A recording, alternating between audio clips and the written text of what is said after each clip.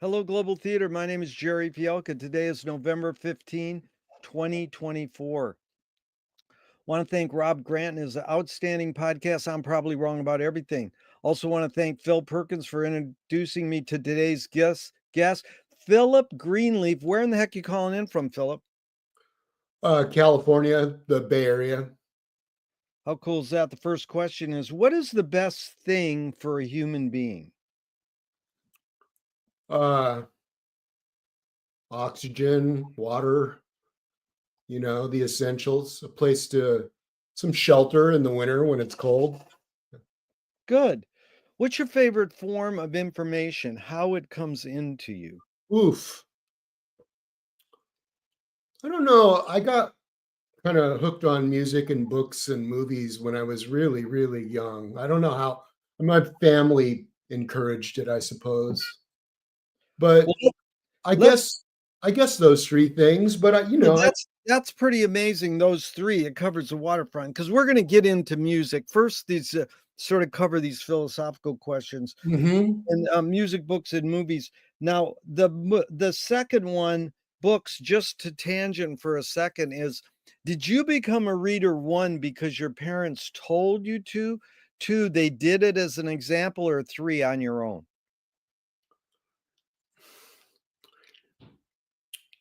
I mean, I loved picking them up and looking at them at a really young age. And both my mother read to me during the daytime when I was young, she wasn't working. Later on, she went back to work. And then my dad would come home, we'd have dinner, and then they'd put me to bed and he'd read to me. So um, I know that there are two memories that stand out really in a kind of a profound way where music and books were a comforting agent in my life. And I think with movies, um, my mom and I had a lot of ups and downs in our relationship, but the one thing we could always do together is watch a movie together and then talk about them and you know enjoy that. So I think all three of those things All were 3. deep sources of comfort. Amazing. So why do you think humans collect or gather information?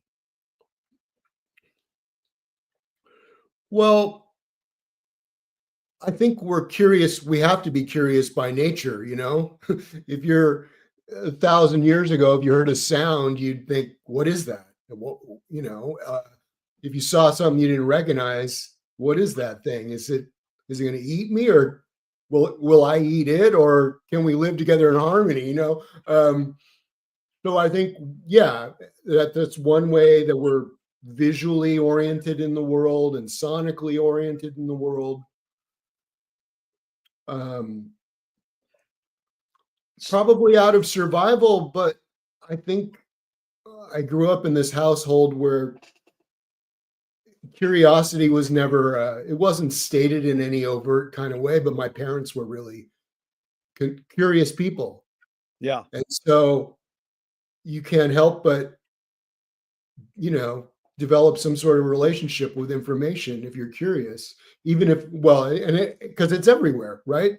I mean, and I don't mean advertising. I mean, you go on a trip and seeing a new landscape on a journey you've never seen before is information, just as reading a magazine or a newspaper. yeah, one of your Bay Area's filmmaking giants, my favorite, Craig Baldwin, I says, "What's your favorite form of information?" He says, "Human touch." Okay. That is like, that he put it and Dan Magnuson said a hug. So you really covered it, but you implied the answer to this question, but I'm gonna ask it anyways, Philip. Is this need or want to collect or gather information more innate or more invented? The desire to connect with it is innate, and then I think we learn the collecting thing. Yeah. um and again, if you were to come to my house, I don't have a lot of clothes. I don't have wealth in any real way, but there's a big book collection, there's a big record collection, there's a big collection of DVD and Blu-rays, and it's like these three things are there, and um, they're more than why are we driven to information? The curiosity thing, but all of those things, those three things I mentioned. It's not as if I'm not a person that reads a book once and thinks, oh, I'm done with this book. My favorite books and films and movies, I go back to them a lot. So, I mean, you can do, the library will collect them for you. And I like going to the library. But, some of the ones that really moved you, I think you want to have them close at hand. Wow, you're really anticipating a lot we're going to get into. Do thoughts create emotions? No, I think it might be the other way around. I think we feel things and we're not sure what they are, and so I know that the most profound things that you can experience as a human being, the death of a loved one or something, those experiences are so profound emotionally, we sort of grasp at the intellect and logic to try to comfort ourselves, get a grip on it. But I mean, if you've ever experienced any real deep grief, I mean, every human being has, you learn pretty quickly that it's not a relief. You can try to grasp at figuring something out logically, but it doesn't help. You got to sit with those feelings and work through them. Yeah. Or find a way to express them. Yeah. Well, fill in the blank, Philip. I don't know what I think until I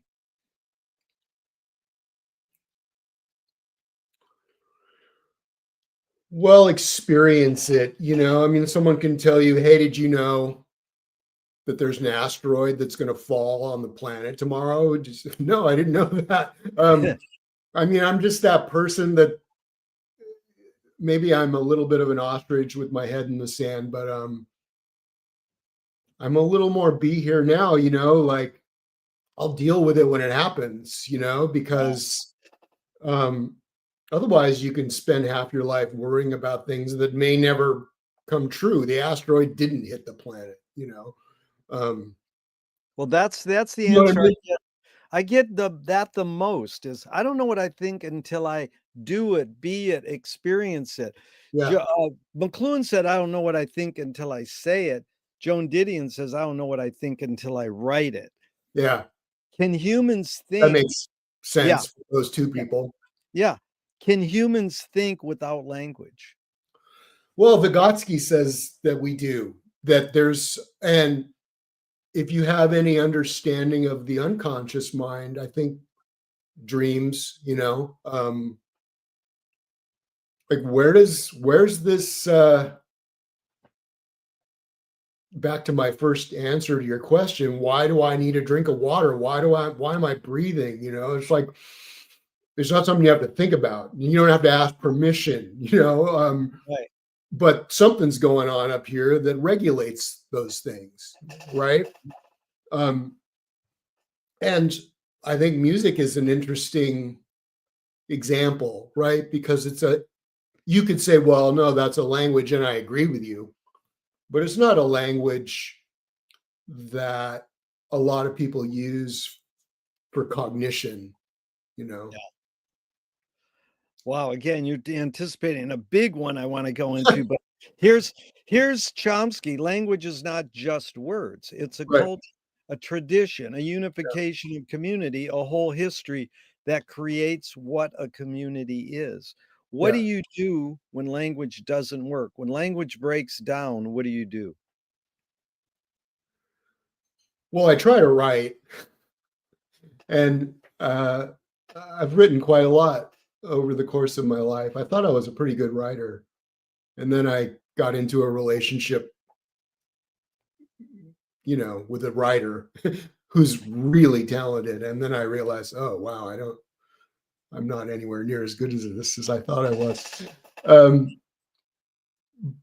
So yeah, I think I've written concert reviews for Art Forum and some, lots of essays. And there was a while where I was really trying to write fiction. And then I just, was like, this is occupying way too much of what I have up here to work with. I got to get back to my music.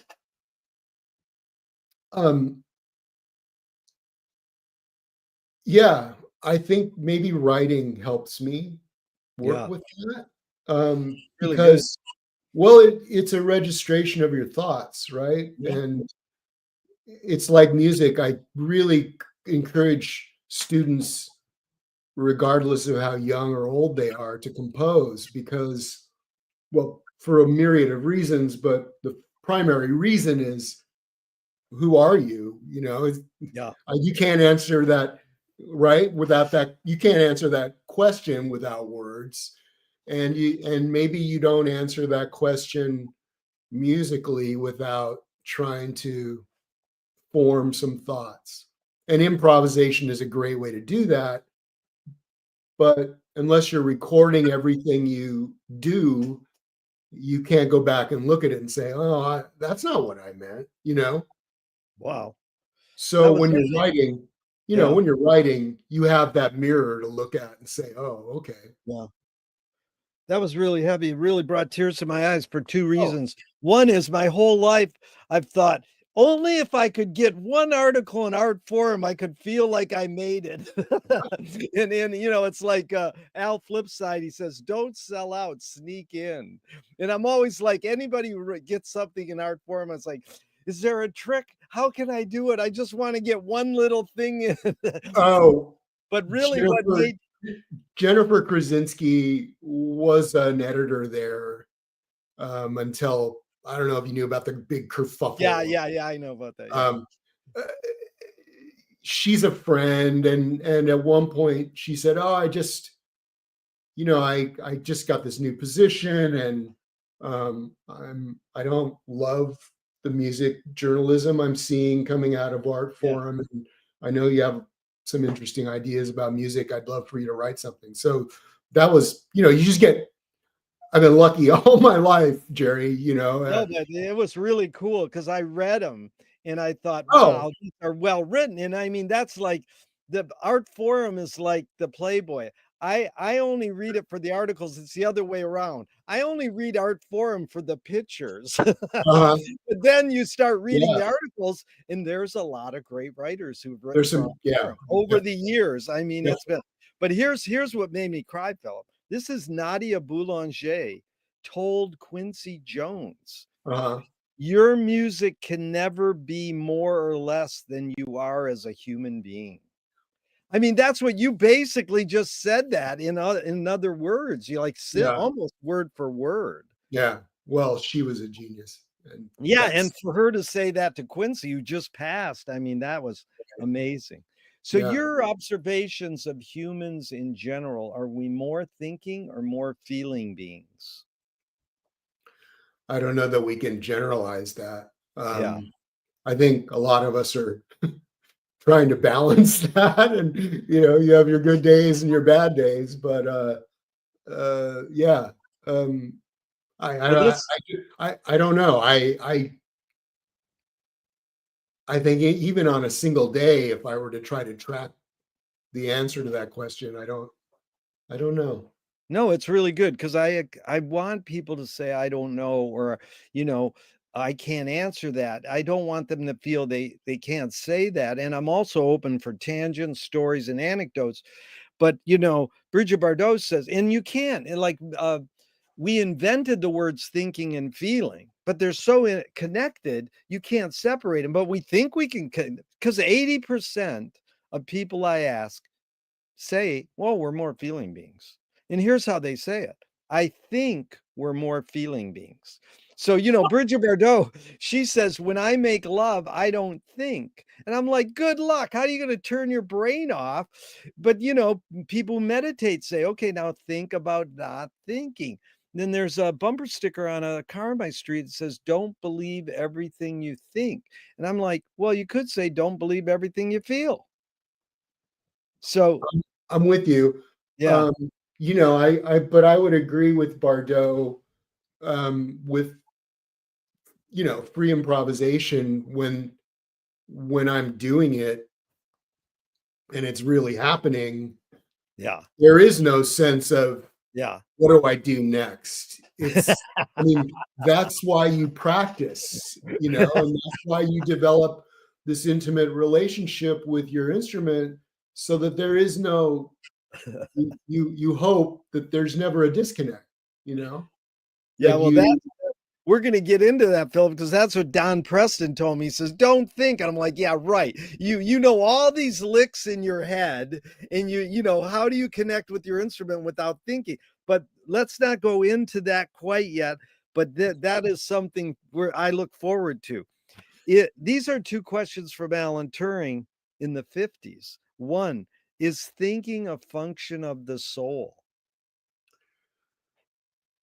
well, you have to answer what is the soul, first of all, right? Yeah, I mean, can I talk about that for a second? of course. Yeah. Um, I had quite, you can't help but have a question like, what, the what? Where is that? And then, you know, when I was young, I just got out of a couple of years of college. I moved to the Bay Area and I began playing with a lot of elder jazz musicians, mostly African Americans. And where does the word soul as I know it come from? From black music. Hello. Um, and so in those days, this is like 1979, maybe I started doing this a little before I moved there. There were jam sessions everywhere, right? So a big part of your education wasn't just looking at a book or listening to a record, it was getting on stage with people who really knew what they were doing, and you're just trying to keep up with them. And this idea about the soul began to dawn on me eventually. Oh, she's got soul, right? Because she jumps into the circle and tells her story and elevates the experience. Yeah. So, what is that? What are we doing when we're doing that? I think it's kind of touching on a lot of things you've asked about, like what I mean around, all these questions around what is it to be human? Yeah. What are our richest experiences? Why are we drawn to community? All these things are trying to facilitate that experience. Yeah. And so you learn the music, right? You learn technically what to do with your fingers, your mouth, however you play your instrument. And you learn whatever tradition there is in terms of a language in any genre of music you're playing. And then you really want to try to have your own way of saying it. So this idea of the soul for me is the thing that makes you, the thing that makes Gerry Yeah. different than any other person on the planet, Yeah. right? And I believe that that's true. And it's something I try to encourage with my students. They can get lost and feel discouraged and insecure. Like, look, if you're different from other people, don't be tripping about that. That's your greatest gift. So Yeah. maybe that thing, whatever that thing is, that groups all of our experiences and knowledge and together and creates this thing that is making the words come out of my mouth at this moment. Maybe that's the soul, it's not just your brain. Yeah. It's the soul. It's the complete sum of your experience. Yeah.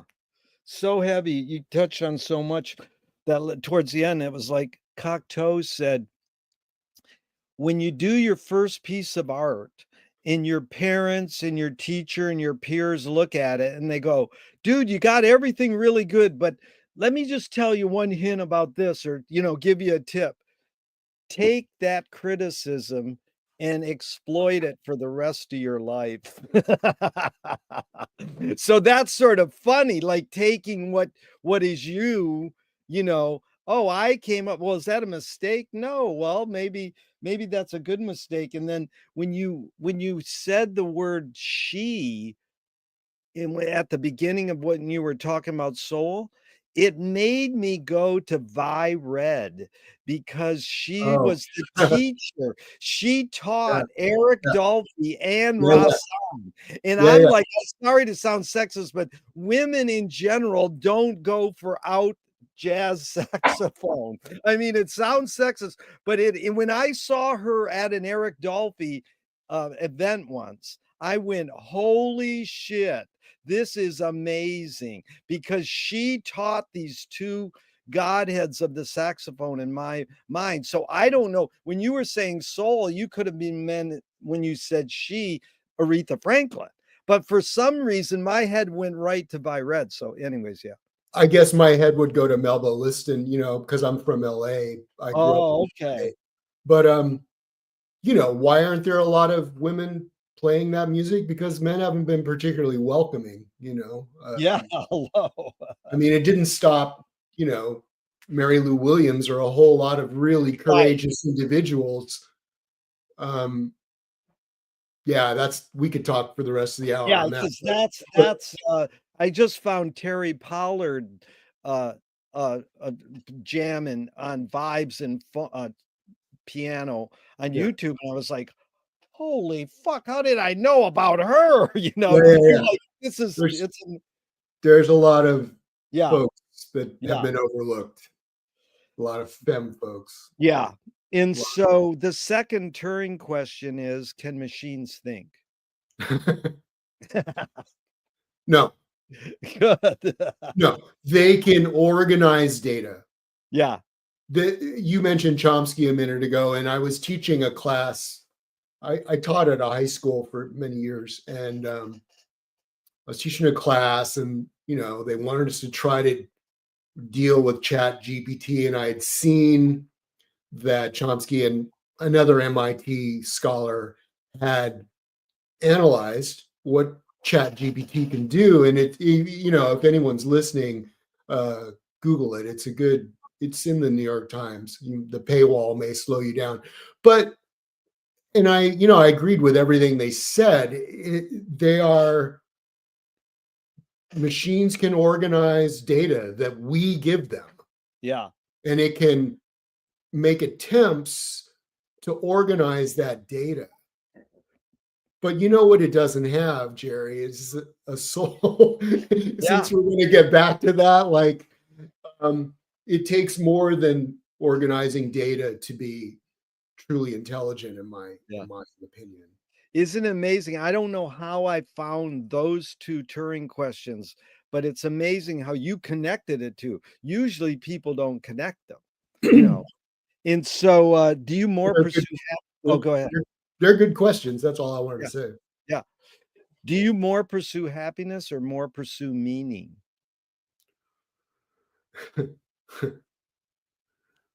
um, well, again, I'm not sure I know how to separate them because, um, you know, my goals are simple, Gerry. I love to play the saxophone. Yeah, If I'm playing the saxophone, even if I'm playing a C major scale, I'm happy. Now, my history of doing that, of playing the saxophone, has allowed me to meet a lot of wonderful people and play a lot of music and travel and eke out a living, and pay some bills. And whatever meaning there is in my life has come out of this simple goal of, I love the saxophone, so it makes me happy, so I'm going to pursue that. yeah. But I got the question from Viktor Frankl's book, Man's Search for Meaning. He says, Oh yeah, yeah. happiness doesn't tend to last, meaning tends to last. Well, there's discipline, right? I mean, if you're going to be a great plumber or an artist, or no matter what you're going to, if you want to be good at something, you got to put some time into it. Yeah. You got to work at it. Yeah. And you're going to get frustrated and you're going to ask yourself, why, what am I doing? I mean, all those things that discourage us, but there's something. And the more you do it, the more that something inside you grows. And again, I think this quest for meaning, quest for happiness, they're intertwined, I think. Yeah. Yeah, some of these early questions are, is it more this or more that?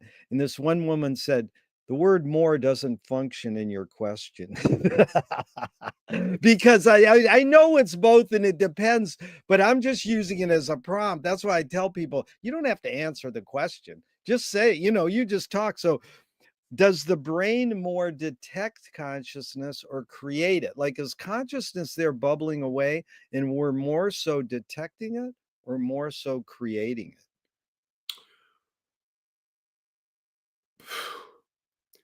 Well, again, if you think about curiosity, there's a little light bulb or a little buzzer going off when you detect something, right? Oh, that feels good. Oh, I Yeah. like the sound of that. Ooh, these pork chops are delicious. I mean, Yeah. whatever it is, y- y- you're doing your research, right? Yeah. This detection you're talking about, Yeah. um, and then the other comes out of that. Yeah. Maybe the consciousness. You know, developmentally, when do we start? We're pretty young. I forget. I mean, you read statistics or ideas about this, and we really start to develop a sense of self, 4 or 5, something like Yeah. that. Yeah. Um, and what have you been doing all that time? You've been sleeping, eating. Hopefully, you've been sleeping in a warm bed. Back to the beginning of our conversation. Yeah. Um, Maslow says you have to have these elements in place before you can climb the pyramid of self-realization. So yeah, maybe the detection happens first. Yeah. That's And then good we because, realize, yeah. oh, oh, because of memory and Yeah. It's interesting because Alan Watts says everybody's trying to figure out who they are, their sense of self. If you do that, you're fucked. If you figure out who you are, but I think you're bringing up Be Here Now early on was really helpful for me because I think that's what life's about, is trying to be in the present, but it's also integrating in, like the word you said that I really loved was research. yeah. And so there was a New Yorker article a couple months ago, and they said, does the baby dream inside the mother's womb, or do Mhm. you have to be outside the womb and have experience to be able to dream? Most people go, "Oh no, they're dreaming inside." Well, how could we ever know that? You know? we I'm not sure that we can. you know You think we need experience to dream maybe? well, who knows? Maybe it's the unconscious mind that is forming in the womb, not the conscious mind. Because Yeah. I can imagine, and I don't have any data to back this up, but um, I assume the unborn infant cannot recognize that there's a separation between what it is and what the mother is, Yeah. right? That's You don't yeah. have a sense of that. Yeah. Um, so That's about the other I'm not asking this, but I've explored this for years. What's the first human invention? And my friend said it's the discovery of the other. So you look into your mother's eyes and you see a reflection of yourself, because before that you think you're part of her or there's no separation. Yeah, yeah. And I like data schmata. That's what I'm after, is your hunch or your guess. I don't care what data says. No, I care about what data says, but I also like when people just go with their impulse, their hunch, or their guess, you know? Well, and as you experience, if you live a while, you realize that data becomes obsolete at some point because they discover something new, you know.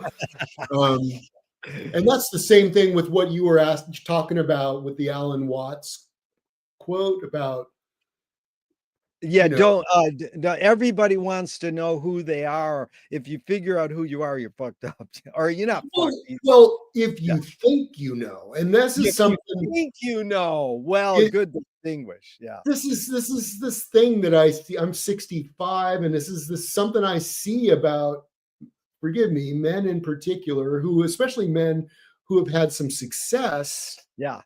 they get really kind of set in their Yeah. thinking Yeah. because, well, I'm an expert on this, you know. Yeah. And I'm still, I'm still trying to stay open, and I know that I don't know everything. And one of my mentors, Roscoe Mitchell, says there are no masters because Yes. music is too enormous. It's too vast. No one's ever going to figure it all out. And Yeah. as long as I stay open and keep growing and learning, the me that I'm Yeah. in search of is going to keep developing and changing and growing. Yeah. Yeah, one of my heroes, though, is Rebecca Solnit, right up there in your area. I've been trying to interview her for 20 years, and she came up with that word mansplaining. Like Sure, we go, we know sure, what's going on. Who talk to us? sure, sure. And then, but you also evoked the great McLuhan line: "Carefully make plans, then do the opposite." It's like good luck on that one, because we're like, oh no, linear thinking. Well, there's a whole group of scores that I wrote several years ago called Barbed Wire, and they're graphic scores, and they look like line drawings, but there's all these things that look like the barbs of a barbed wire. And when you're Yeah, playing the pieces and you get to the barb, you're supposed to program an accident or a break in the signal or yeah, a collision or, you know, um, and my feeling about mistakes are that it's, this is you. yeah. This is you coming out. I think, Yeah. you touched on this earlier, like, I'm forgetting the source of your quote, but you learn more from mistakes than you do playing a piece perfectly, I think. Oh, yeah. Well, that's James Joyce said, mistakes are the portals of discovery. You know, Wow, I spent a lot of time reading him, and I don't remember that one, but yeah. yeah, there you go. Yeah. But I love barbed wire because my wife describes my guitar playing as barbed wired. Well, I'll send you some of those pieces. Yeah. Oh, I've seen yeah, they look like Oh, collages, right? well, you can. I mean, I just saw them online, but they look Yeah, like a color collage, sort of.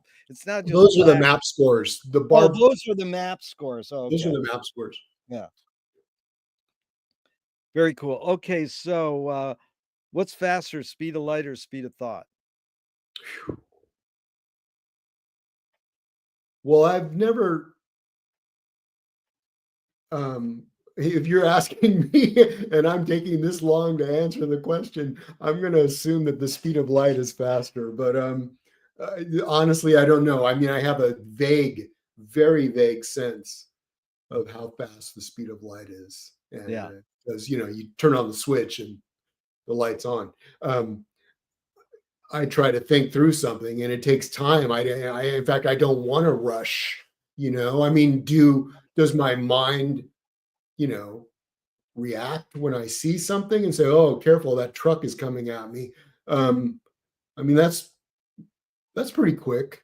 Yeah. But if I'm really trying to figure something out, this is one thing I like about going on the road. And a lot of people don't like being in a car for 5 or 6 hours. I don't, but really, my body doesn't like it. But I like it because I'm sort of allowed to think through things Yeah. for an hour or more, and if you're running around trying to get your day done, you don't tend to get that kind of time to think through things.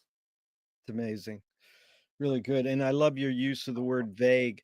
One of my filmmaking partners who's from the Bay Area, when I first met him on the phone, I says, "Well, are you a filmmaker?" And he goes, "Vaguely." And I goes, "Vaguely? That's the kind I'm looking for." Yeah. I love that word vague. So Audre Lorde, the poet, said, "You can't dismantle the master's house using the master's tools." uh, Yvonne Rainer, her colleague, said, "You can if you expose the tools." What new tool do you suggest? what new tool do I suggest? Yeah. It, for the function of dismantling the master's house? Really good question, Philip, because basically I opened some of these questions up with cute quotes. You don't have to apply them. You put the question into the context you want. And I add the word new. So, really, what I'm asking is what tool do you most gravitate towards? If you want to add the word new, that's fine. And if you want to apply it to dismantling the master's house, that's fine. Well, I'm going to say imagination because Yeah. because it answers both questions. Yeah.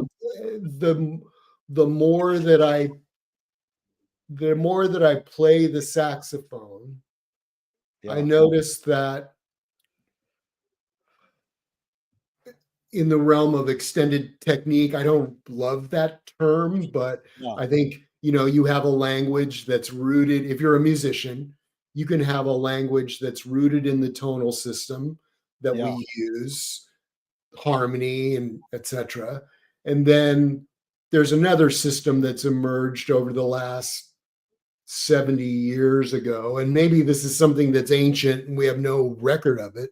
But the other system is, the use of sound, Yeah. right? Going back to the birth of electronic music and maybe some of John Cage's experiments or Pauline Oliveros's experiments Yeah. with just creating sound that you can't really define with words like notes and chords and Yeah. scales. Um, Sorry for the long windup. No, that's it's beautiful. I love what you're saying. Yeah. My exploration of that world, the sound world, and how to, it was really a desire to play with electronic musicians and not just be playing the saxophone in a typical way. I was trying to explore can I produce what sounds like frequencies on the saxophone more than notes. Yeah.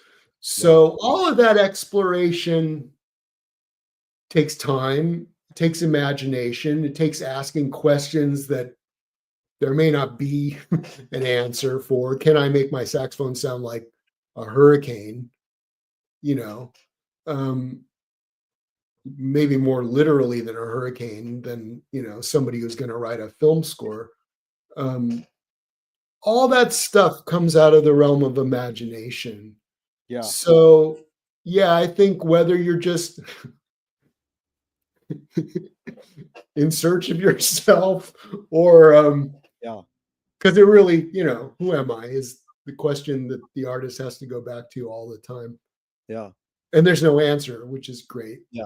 Which is Or you're trying to dismantle the master's house. If I look at my own career, which is like 47, 48 years, I yeah. would say the first 20 years not that I'm done doing this, but the first 20 years was dealing with my heroes, so to speak. You hear something and Yeah. it makes you fall in love with music, and that's why you become a musician.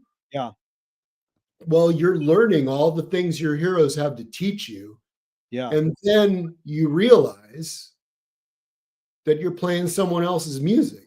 Jesus, you're And so you summarizing everything I ask. Like, so it's like, right? Yeah. well, I better start sounding like me. I mean, not that there wasn't an element of Yeah. that to begin with, but yeah, all the work I've been doing the last 24, 25 years has been, and I don't like it when people say kill your idols. I mean, Yeah. I owe them a lot. I'm Exactly. not going to name off all the people that made me want to do what I do because there's too many, but I wouldn't be here talking with you if I Yeah. didn't Well, you let, fall in let love me with you in some way. let me just interject a few. That's Harold Bloom, Anxiety of Influence. Uh-huh. Absorb your influence, then abandon them. I'm like, good luck. And then actually a Bay Area great drummer told me he read Zappa said, genius is someone who steals and you can't tell who they stole it from.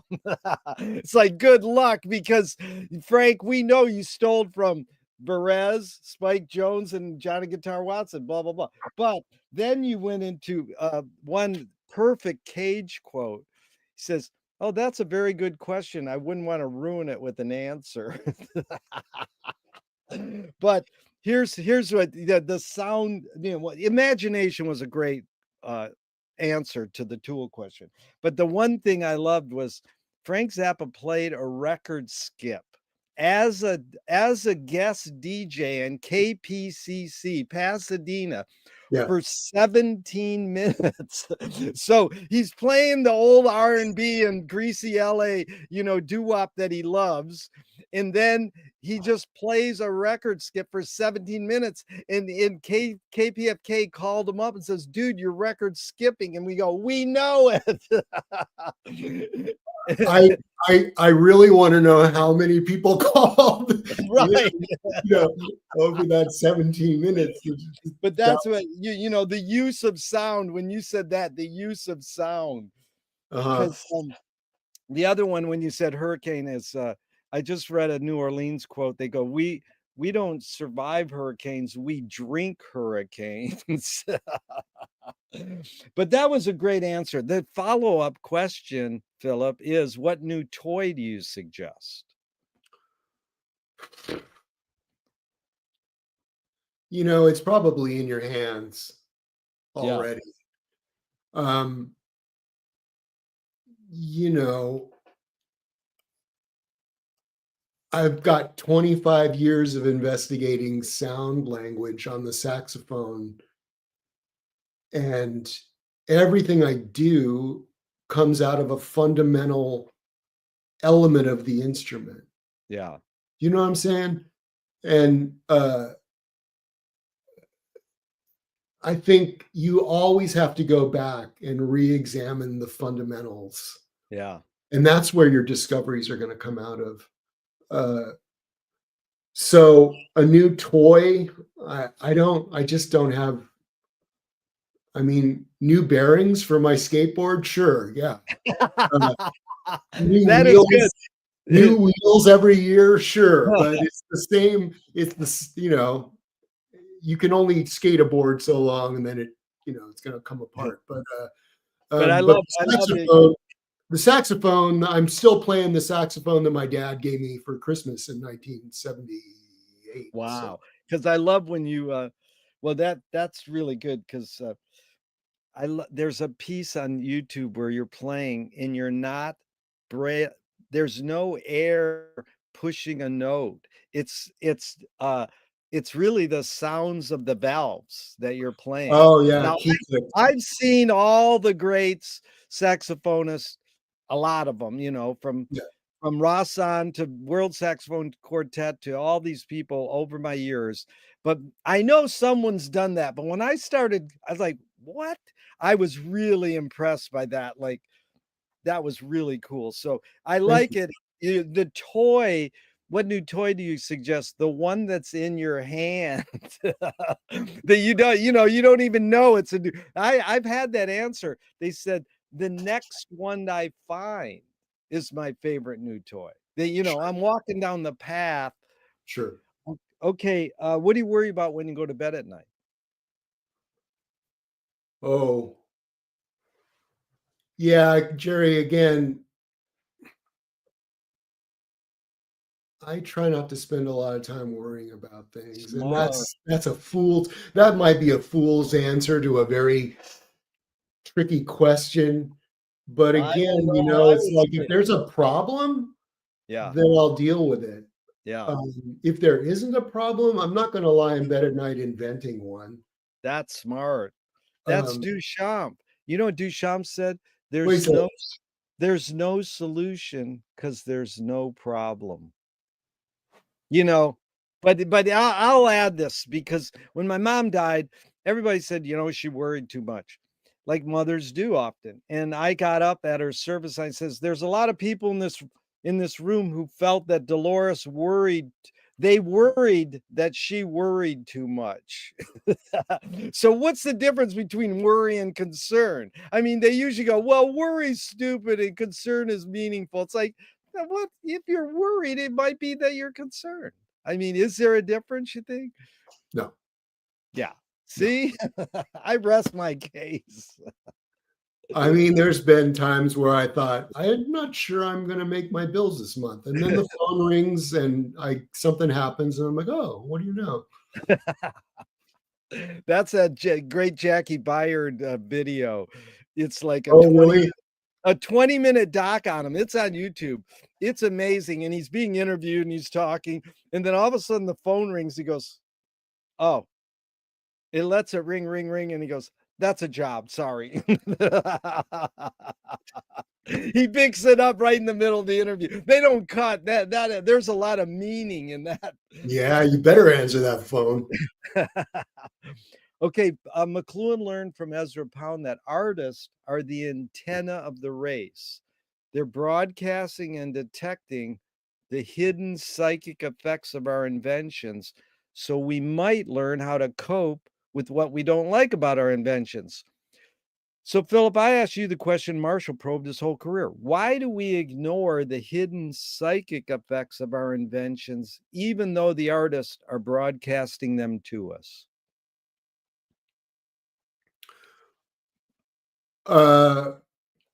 I think one of the fundamental qualities of human beings are that we can be lazy. Yeah, There's that. And then there's fear, which is yeah, a powerful yeah, tool that, you know, we've seen it used for all sorts of uh, uses. yeah, Um, yeah, I don't know. Maybe fear comes first, and then we procrastinate, or yeah, say, "Oh, I'm going to deal with. I'm going to call that person back tomorrow. I don't really want to talk to them, or whatever the problem is." yeah. Well, I like you said the quality of fear. I mean, the quality of lazy, because you got to learn how to slack off. And lazy's got a bad rap. So you could say slack or relaxing, you know, but are we lazy trying to discover these? It's like, yeah, well, I want to be, manipulated by the media because that's all we do. We don't like say, okay, I'm not going to watch the news for 20 days. It's like, yeah, good luck. You can't avoid it, Hmm. you know, even, yeah, Well, yeah, my partner, the writer, she says that boredom. Like I'm lazy because I want to court boredom, yeah, because boredom becomes this kind of, I don't know, is inertia the right word? You yeah, gotta pushing up against it. yeah, Otherwise, yeah, that creative instinct, which I refuse to try to define, yeah. but the act of making something comes out of pushing up against this thing. And so, yeah, it's Do useful. Do artists have moral obligation?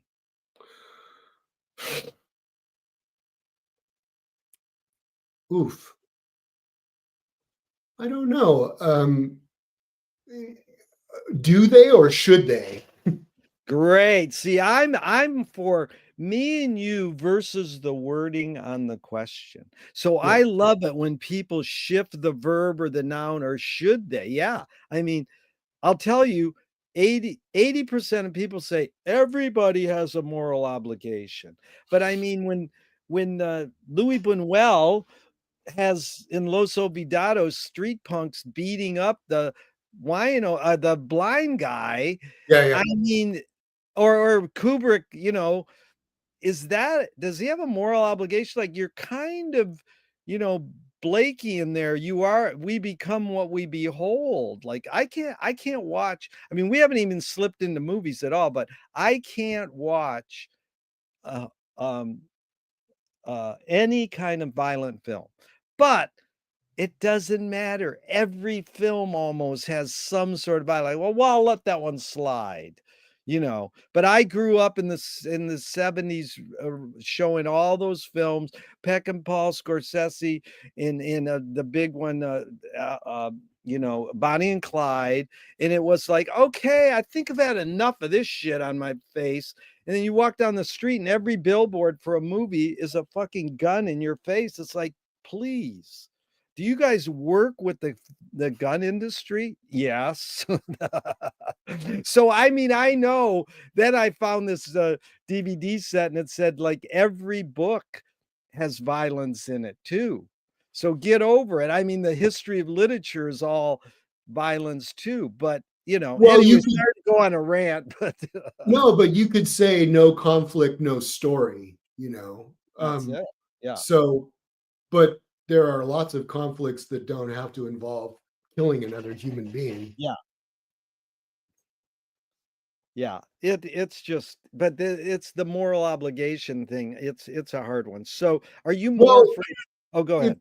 I don't, yeah, maybe I mean, I answered your question with a question, but look, my concern is being overly self-conscious in Yeah, the act of creation. yeah, You know, since we're quoting a lot of people today, Nabokov said, "Beware of ideas," right? wow, And because, well, he lived in a Soviet system, where an yeah, idea, and he was, Stalin wasn't the first, uh, but an idea becomes more important than human life. yeah, And so there's that. And then there's just, well, no, I've got this idea and I'm going to stick to it. And the work you're making wants to go this way, but you're like, no, no, no, no, no, but my idea. And then the work becomes sterile somehow, and yeah, or just brittle, or I don't know. yeah. It's like That's how Hallmark. that's how I would answer your question. No, it is, and you really did well because I always say, "Oh, you win, Philip, because you answered a question with a question." That's what this series is all about, inventing new questions and new metaphors. And so that's what they ask the Irish. They go, "So you guys answer questions with questions?" And the Irishman goes, "We do, eh?" Yeah, it's a heavy thing. Now, are you more afraid of new ideas or more afraid of old ideas? Oh, don't know that I can generalize. I don't know. I'm I don't know about that. Um, I mean, of course, you want to see what these ideas are capable of. I mean, Yeah, if we're talking, I mean, it's easy to switch the channel to AI, um, and I would say um, the idea when we were young, right? The idea of the future was like robots were, the Jetsons, right? I I mean, was just gonna say, Rutro. the robot was the thing like cleaning the house so that it was, I mean, it was a maid, it was feminized, which is weird.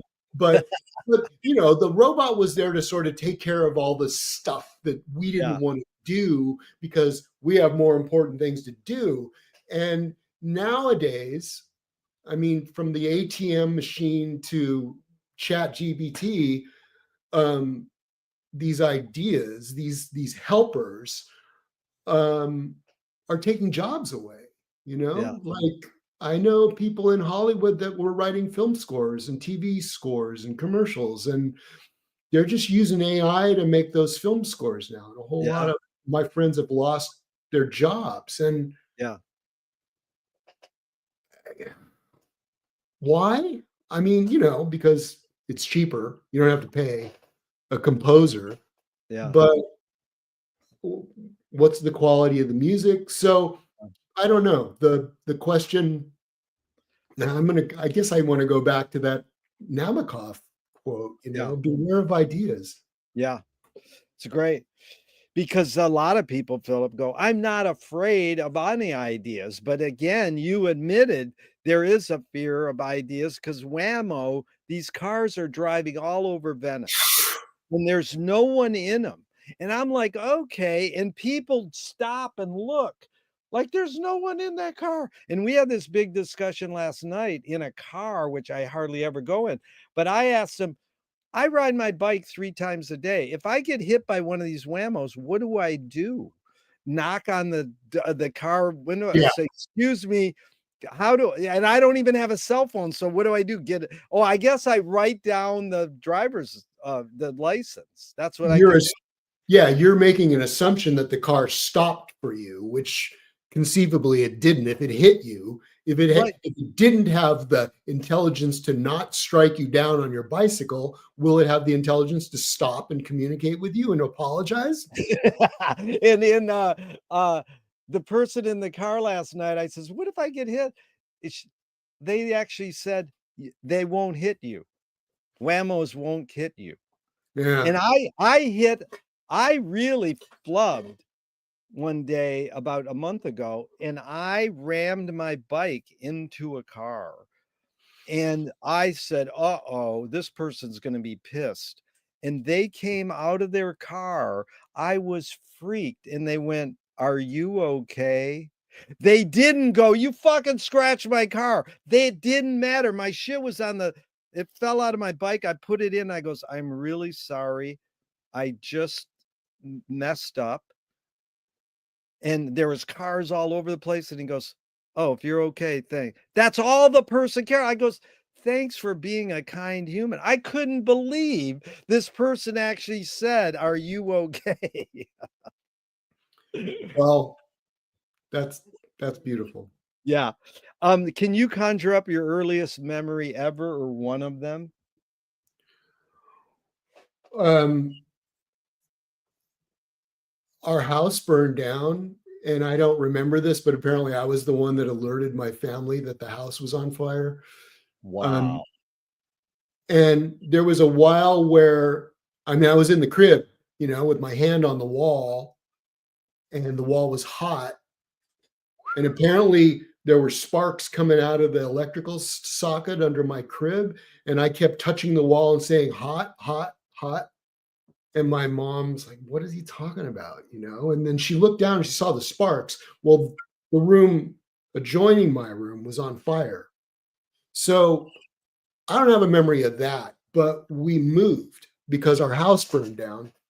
And as we were moving in, this is my first memory is us moving into this house, and there was linoleum on the floor, and these little girls in yellow raincoats. I mean, it almost looked like the Morton Salt girl.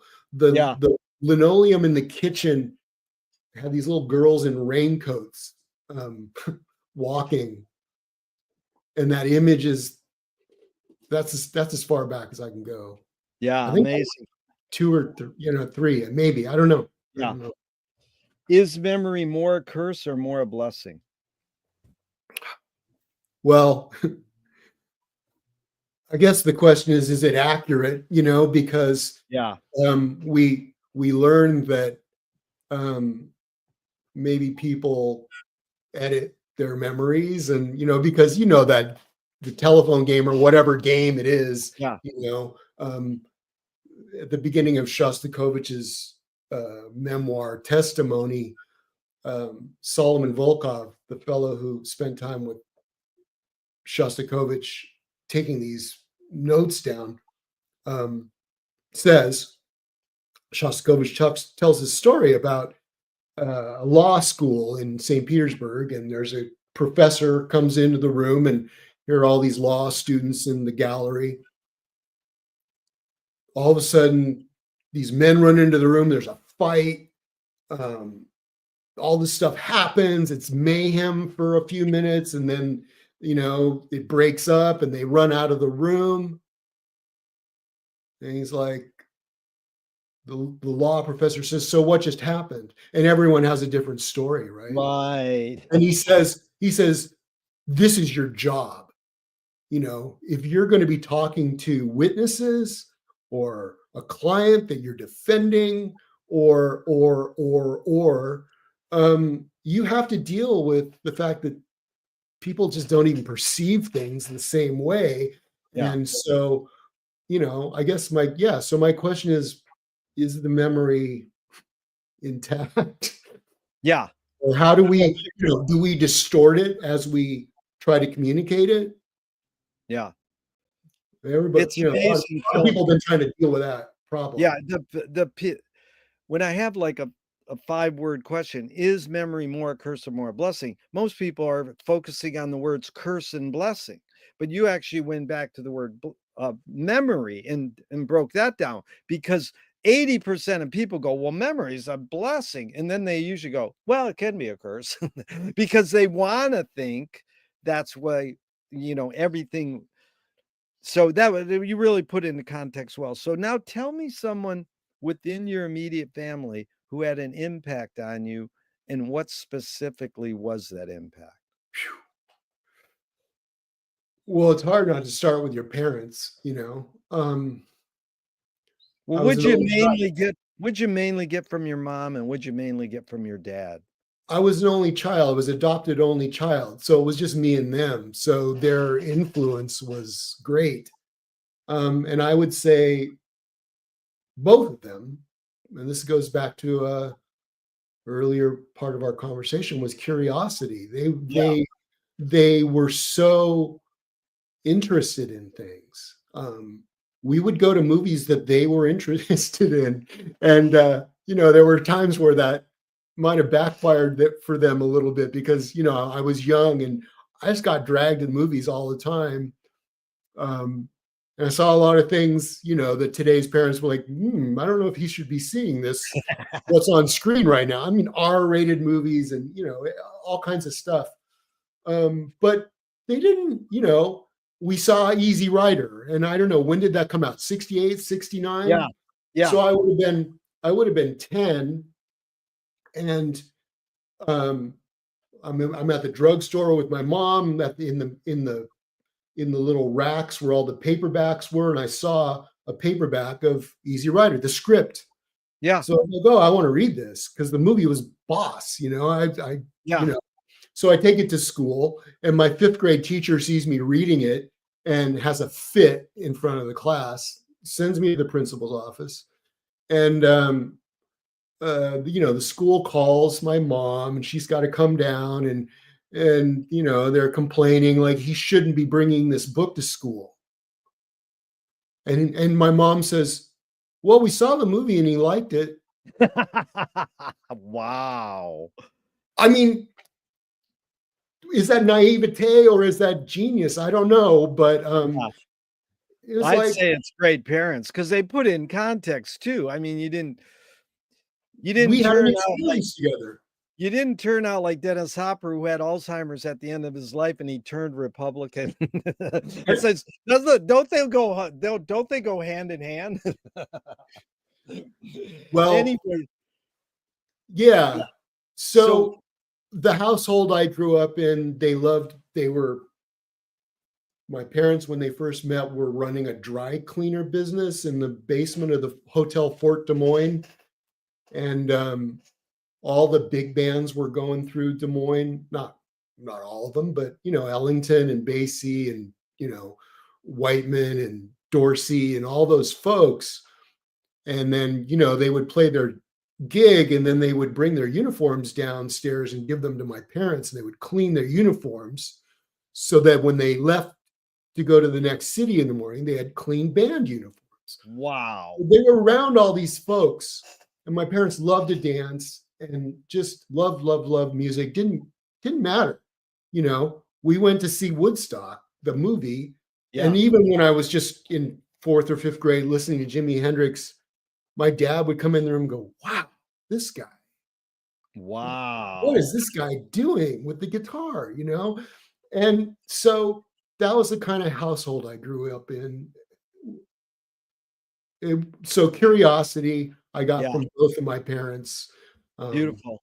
Now the same question, Phillip, outside your immediate family, someone who had an impact on you early on, and what was that impact?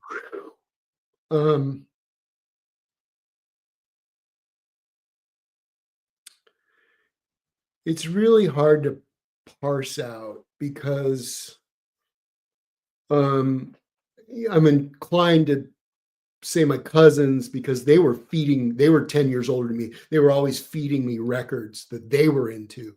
But someone not in my family,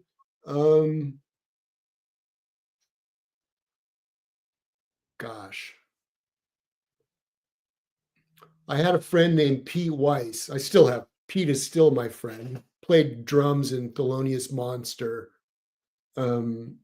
We kind of grew up together. And he was a year ahead of me in school. Seemed like, in addition to my cousins giving me cool records to listen to, he always seemed to know about things that I didn't know about, like one of those guys. Yeah. And so, because of him, I heard Beefheart for the first time. We went to Film Society, had these marathons when we were in high school, 72-hour science fiction marathon, 48-hour cowboy marathon. He knew about those and we went together and we, sat in a movie theater for 3 days and watched movies. Dude, that was my first job in LA was for Filmex. I love really?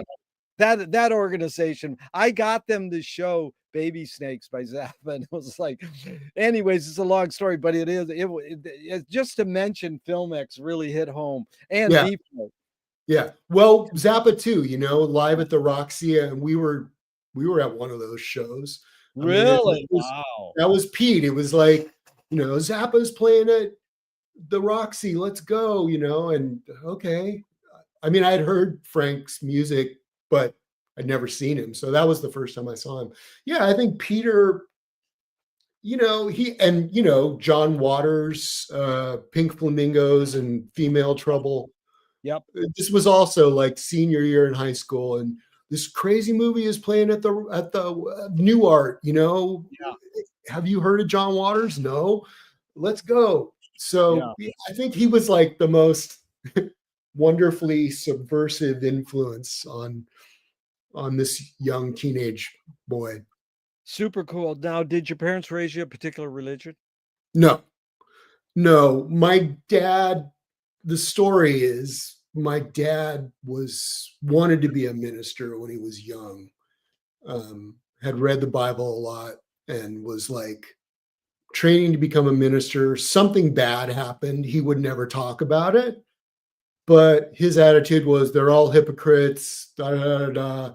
You can read the Bible if you want. It's over there on the shelf. It'll scare the hell out of you, is what he said. My mom had a, difficult upbringing. Her mom died when she was 11. Her dad remarried. The stepmother sent my mom to a convent. And I think some bad things happened there. So she was, maybe controlled by that a little bit, but also had mixed feelings about it. And we never went to church, Do you pray? I don't know what I do. I don't know what you call it.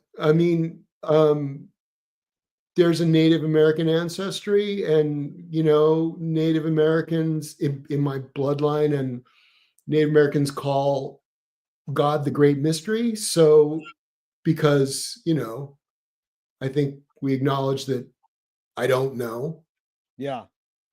Um, but I If feel, God does exist. but I'm in awe of creation, Yeah. you know? So, um, If God does exist, what would you like God to say to you after you die? oof. I mean, I don't, I would want to say thank you Yeah. because I've lived a beautiful life and Yeah. being a musician and traveling and having so many wonderful friends to play with. And, I mean, it's been a great gift. Yeah. I'm thankful. And I do thank the great mystery every day. I like that flip on it. You would say thank you.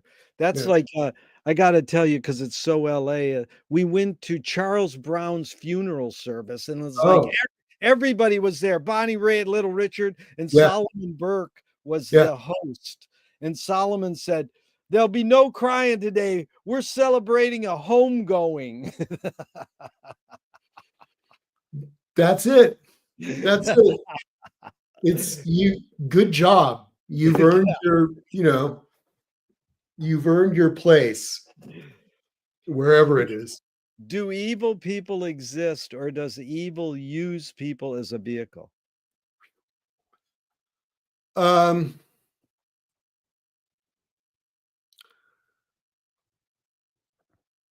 ah, boy,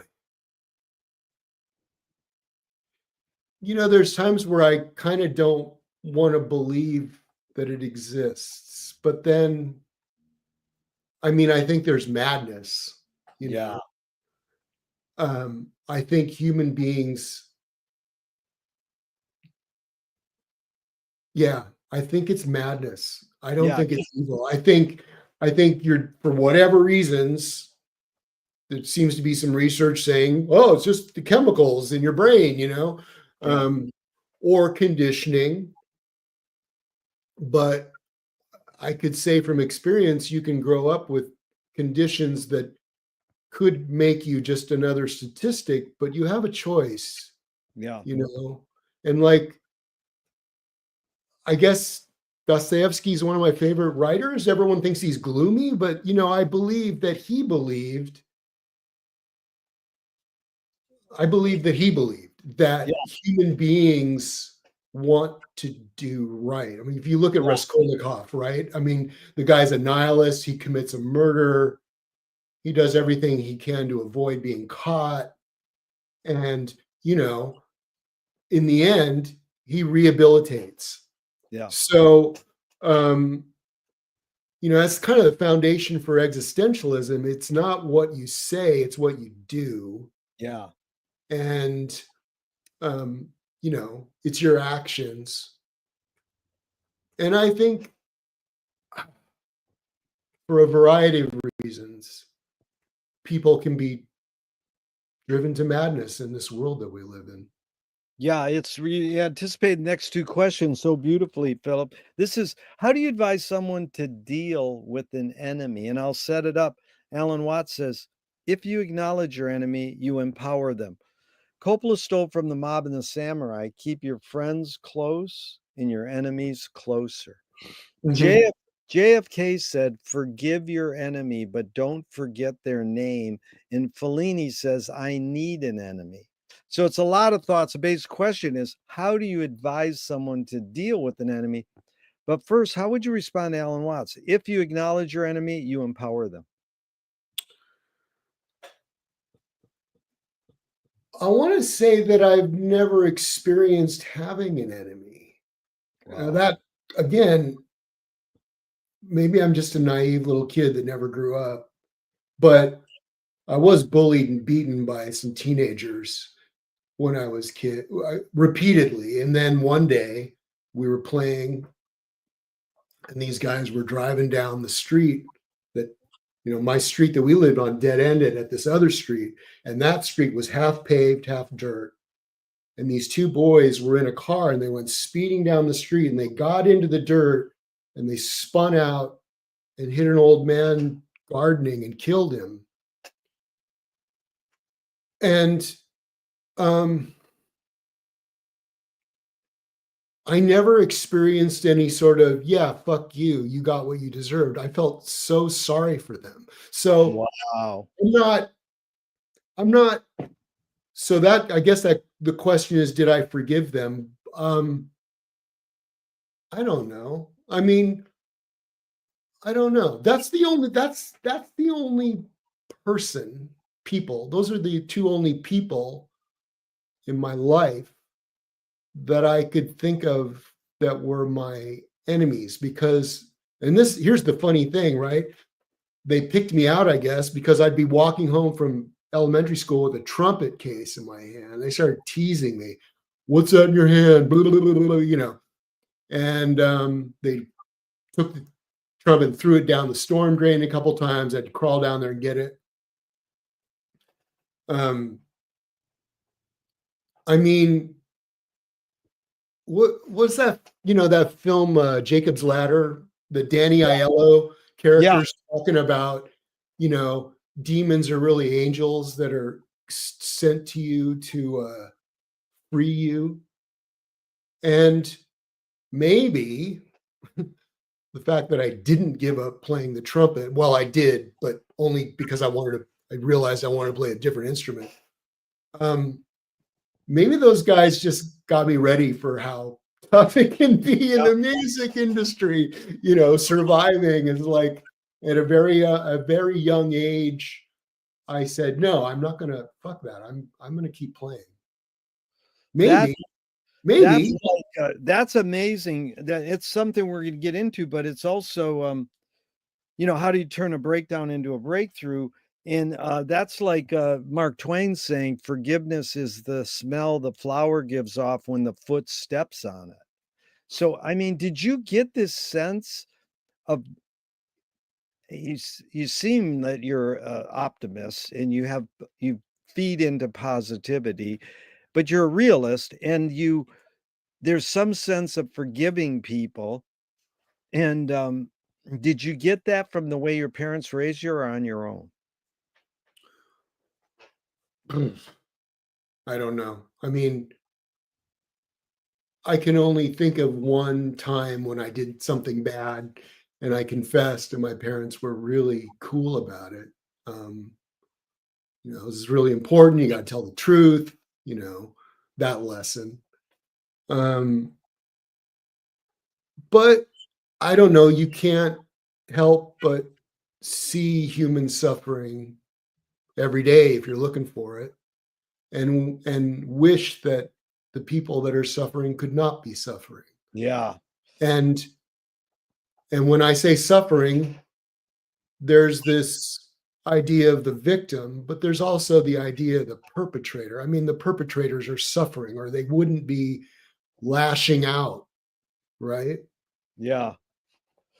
Well, you know, you use the word madness. So many people use the word trauma. Well, they're not, they just had a traumatic thing. So I guess there's a difference between trauma and madness, and whether you choose it or not. You know, is it free will or is it a circumstance you're growing up in? But Nicholas Nassim Taleb said games were created to give non-heroes the illusion of winning. In real life, we don't know who wins or loses, but we can tell who a hero is.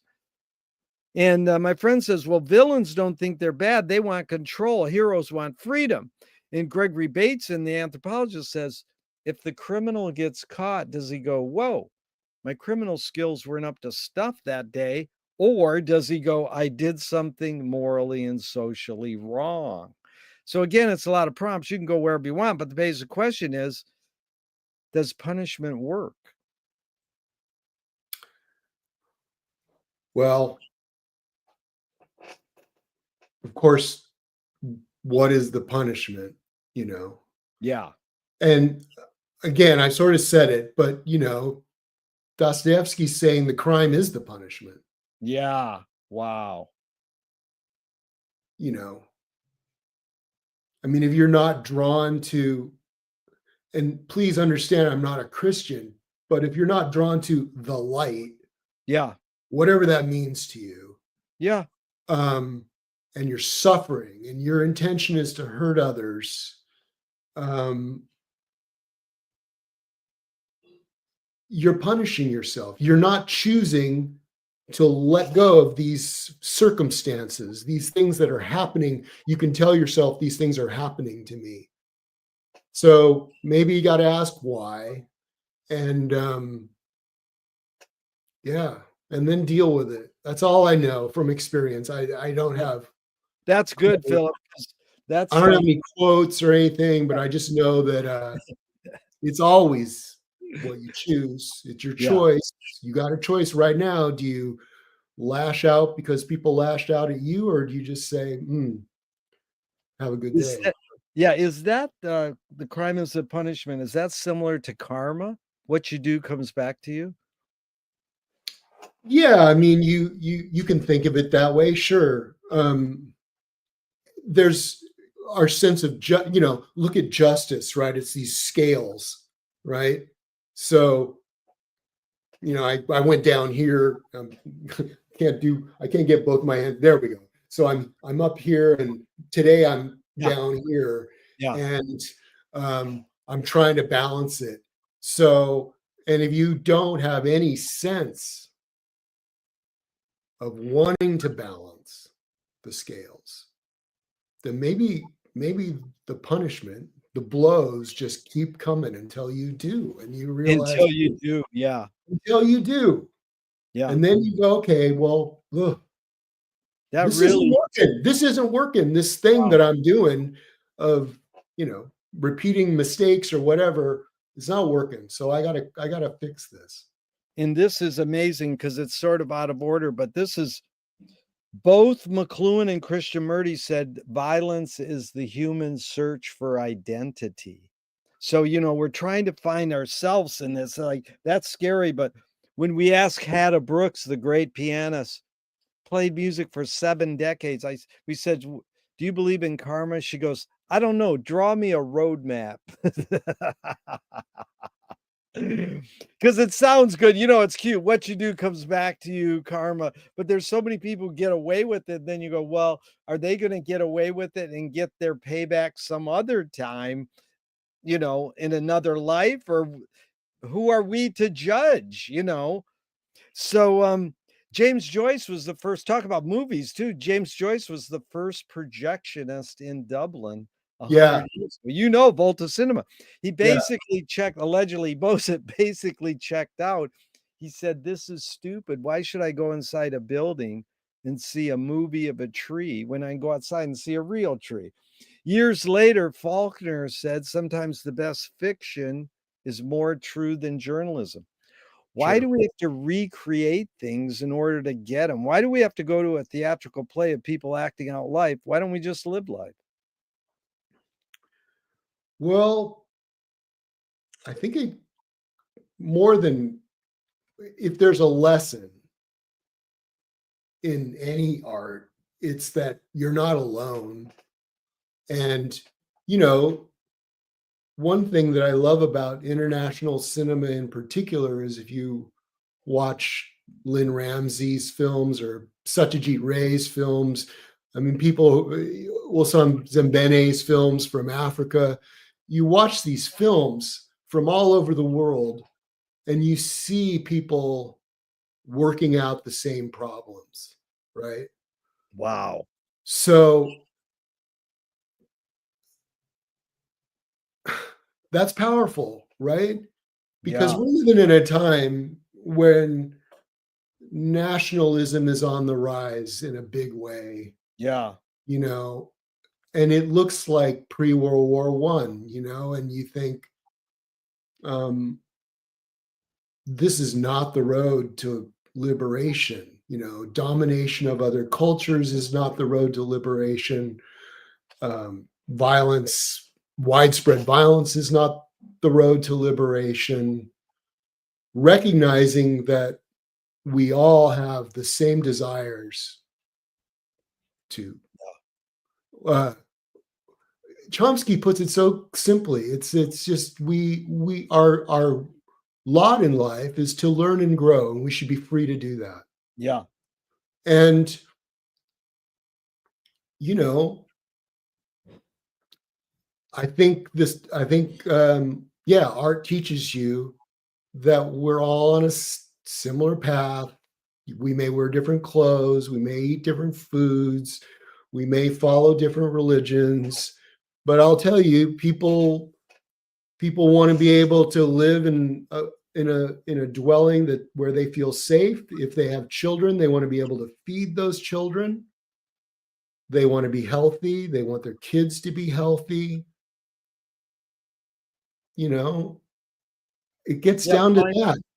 Find And that commonality. yeah, Yeah. um, and so stop hating on people who Yeah. don't look like you, man. Amazing. I asked this kid, he was raised a Buddhist, and I talked to him at 10, and then 4 years later I saw him again. I said, "So what have you learned being raised a Buddhist?" And he says, "Not to hate." And I'm Yeah, like, "Wow." yeah. Because you'd think, is hating innate in us? I think we're more wired to uh be cooperative than to hate, Mhm. but it Agreed. seems, yeah. Absolutely. Yeah. So, Philip, walk us through just briefly, where was your tipping point to play music and be a composer? I mean, those are your two main things. Did your parents say, "Oh, you should take an instrument up," or did you go, "I want the instrument"? Where's it? I mean, you talked about your early kind of friends turning you on and your parents turning you on to great music. Where was that point you go, "Oh, that's my calling in life"? So I fell in love with the music at a very early age, 4 or 5. First guitar when I was 7. I had no idea what I was doing with. My parents gave me a guitar and a Mel Bay book of learn the guitar, here, put your fingers here, and this is this string. But I didn't know how to tune it. I didn't have lessons. I got frustrated. I was trying to learn I think the first song I was trying to learn was a Rolling Stones song like Satisfaction or something. Um, I got frustrated. I didn't know. I didn't know to go to my parents and say, could I get lessons? Because I didn't even know what a guitar lesson was. Yeah. So I start playing trumpet in 5th grade junior orchestra. I learned how to read music, abandoned it after a couple of years because I hated the music we were playing. I wanted to play the music I was listening to. So I got an electric bass, started jamming, garage band kind of thing. Um, Went back to the guitar, took some piano lessons, took some banjo lessons because I wanted to develop my right hand as a guitar player. And, so I knew that I loved music, but in those days, we didn't have all these School of Rock and all this stuff that kids Right. have today. So it was just like, I had no idea what that would look like. Yeah. So here's the moment, right? I get out of high school. I apply to go to college up in Humboldt County. I took a couple psychology classes in high school that I liked, so I applied as a psych major. Oh, those classes were kind of cool. I'm in line to register, and this guy comes up to me and starts asking me questions. What are you into? Music. Da, da, da, da, what do you da, da, da, da, music? Da, da, da, da, da, da, music. He's like, "Oh, are you a music major?" And I said, like again, like my frame of reference is a what? You know, and he and so I said, "No." And he said, "Well, why not?"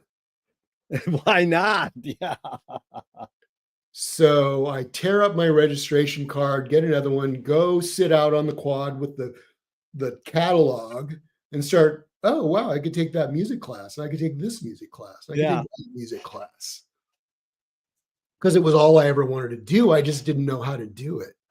But that Wow. moment when I was like, "No, I'm gonna do this, and this is gonna be my education. This is gonna be my path." And even it wasn't even that consciously constructed at that Yeah. moment, but that's how it happened. That's the moment. That's really you're articulate and concise, my friend. That was amazing. Now I asked for 90 minutes and we're almost there. Can you go a little longer today? And we could maybe plan a part 2 to go do the deep dive into music. I need to catch a train in an hour, but yeah. Okay. So, Yeah. but 5 more minutes, or you want to Sure. end now? Okay. Sure. Sure. So let's just do one on music is the extension, and you touched on this because McLuhan says everything we invent extends some humanness. And so knife and fork extends our teeth, the shutter in a camera extends our eyelid, maybe philosophy or religion, non-tangible, extends consciousness. In fact, Marshall said, "What does a movie extend?" He said, "Your foot." I says, "That's what he just told me. Sajiet Ray, African cinema, that's what we travel." What does the instrument you gravitated towards the most, the saxophone, what humanness does it extend? Well, my voice and my ears. And your ears, Two yeah. things. Well, yeah, if you're not listening, good luck.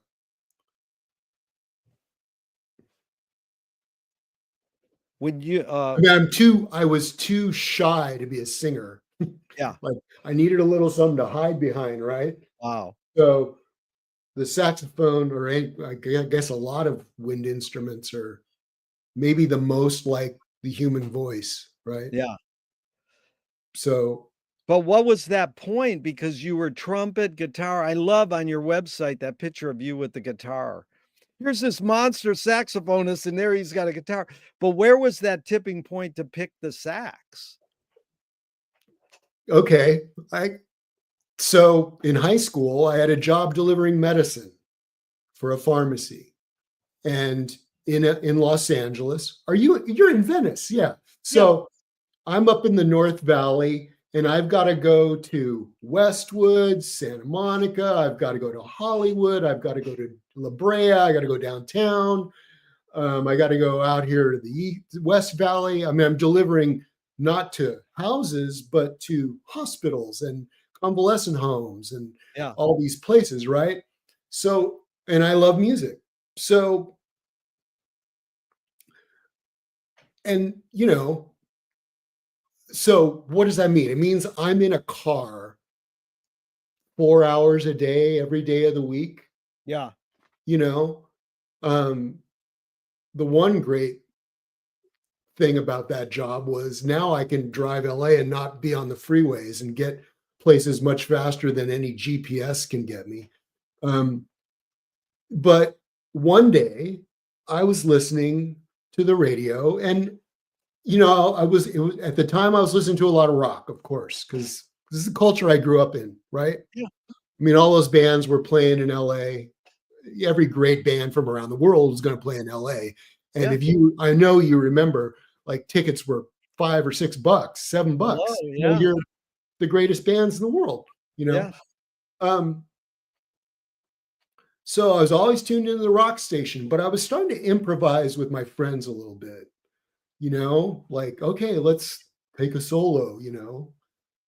And I got bored with the 8-bar guitar solo or whatever, Yeah. Yeah. And so I was like, man, I want to hear someone stretch out. I didn't have those words, but that was the longing. So I ended up at KBLX, or what, the Long Beach Yeah. College. What Long Beach. Yeah. is that? Yeah, I ended up landing on the radio dial down there, and jazz came on. And probably one of the first things I heard was Kenny Burrell. And then right after the Kenny Burrell track, it was Kenny Burrell will be at the Lighthouse this weekend. But I was like, wow, I want to go hear that guy. That sounds great. So I went and heard him. It piqued my interest in jazz. But then there was a cool record store. Tell me if you've heard this before. In our day, the encyclopedia of music was the record store. Hello. Right? And there were cool people that worked there. And this really cool woman owned it and ran it. Trudy, she was in there. And some guys who were like older brothers of my friends worked there. So I went in and I was like, I heard this cool track today that had saxophone on it. And I don't know, like, where do I start? And Weather Report's Black Market had just come out. Yeah. and I bought it. Somebody, Dean or Peter recommended that Peter Bro, different guy than Peter Yeah. Weiss. He said, try this Weather Report record. This band's really cool, and this is their new record. So I took it home and I heard Wayne Shorter playing the soprano saxophone. And, it was the classic lightning bolt moment where, oh my God, that sound is amazing. Yeah. What is that? What is that instrument? Soprano saxophone? It looks like a clarinet. How many times have you heard that? Yeah. So I had to get one, and that's the story. What a way to start, Wayne. What an amazing spirit. Wow. Yeah. One of the most adventurous cats, and Yeah. so accessible and Yeah. so advanced. I Yeah. mean, those are dumb words, but Yeah. that's what I got right now. Yeah. Yeah. Amazing. Well, Phillip, it's been a true delight. One of the best ever in 40 years interviewing people. So Oh, come on. thank you so much. Thank you. And I can't wait till when you come to LA and play. I can't wait to see you live. And there's so many people on your list that I've interviewed and we have in common. It's just amazing. Even though I'm going to hit the end broadcast button, I hope this never ends and we can keep talking forever and ever, and especially book a part 2 down the line. Thank you, Phillip. I'm ready whenever you are, man. Thank you so much for taking the time to talk. It's easily the best interview I've ever been engaged in. So thank you so much for your time. Thank you, Phillip. This has really been a treat. Thank you. Later.